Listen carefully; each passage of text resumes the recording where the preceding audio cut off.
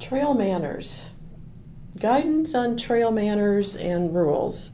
Can you say something about what works? We have a website, and there are lots of things I'd like to get on it. As you can imagine, we don't even have any full-time administrative support no administrative support. So keeping a website up is sometimes challenging. But one of the things that I've been thinking of is sort of on the website a trail etiquette bullet points. Yes. The standard three, the triangle, the yield triangle, if you will, the standard three is there, and everybody I'm sure knows that everybody yields to pedestrians and bicyclists yield to inline skaters and those sorts of things.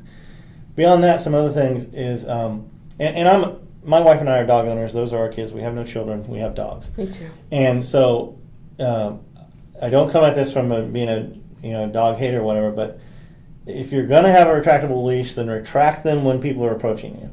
And technically, most communities have a 6-foot leash law, as does Zionsville. Now, if I see a well-behaved dog as a park superintendent, even on a retractable leash, I'm not going to probably say something to you as long as you pull them, ratchet them back when there's somebody coming your way, a runner or whatever. So that's one thing that I would like to see, or dogs on leash that I'd like to see. There are some individuals that maintain dogs on leash.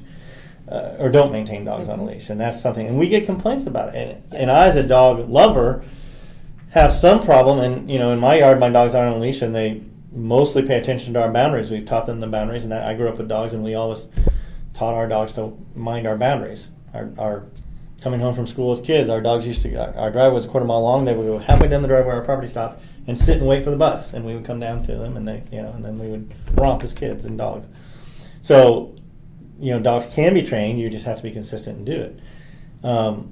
So even a well-behaved dog off leash, I'd really love to see them on leash, because I get people who are concerned about dogs, and they may have a little kid that some dogs have been overly friendly with and knocked over a kid, and therefore they're somewhat concerned about that. And those are all viable points of view. So I'd really love to see dogs on leash, and I wouldn't go so far as to mandate it be a 6-foot leash, but someone else already has for me in Zionsville. And if you have a ratcheting leash, ratchet it back when people are around. We just got a complaint relatively recently from a cat tricyclist, those low-slung tricycle bikes, recumbent bicycles. Recumbents. And even though I've been running for years, I hadn't thought about this, but those ratcheting leashes, thin, dark lines on them are quite hard for them to see. Not something I'd even really thought of, and it's kind of my job to think about stuff like that. And made a comment to me about that. Another thing. First, though, go ahead. Why would you want to ratchet back your beloved four-legged child? Well, as a cat tricyclist, and that's a brand, so the recumbent tricyclist was saying, for them it's a clotheslining hazard. It's it's across the face and neck kind of clotheslining hazard for them, and they're so low slung that someone may not be aware of that, particularly if they're coming in from behind. If you look over your shoulder, they're down here. They're back down behind you. So they might not even be aware. A lot of them will have a flag that sticks up to help them be more visible, but if you don't turn far enough around, you might not see that. Runners can approach you faster than you think, particularly, again, from behind. Bicyclists can certainly approach you faster than you think, and you may not have as much time as you think. And then that totally assumes the dog is being completely neutral in the situation. And even the best behaved dog may be neutral in most situations until the squirrel comes out beside him and then darts across on a ratcheting leash. Even our dogs that pay attention, when I said they mostly pay attention to our boundaries, when they don't, it's typically animal related. There's a squirrel or deer or something like that's attracted their attention. Mm-hmm.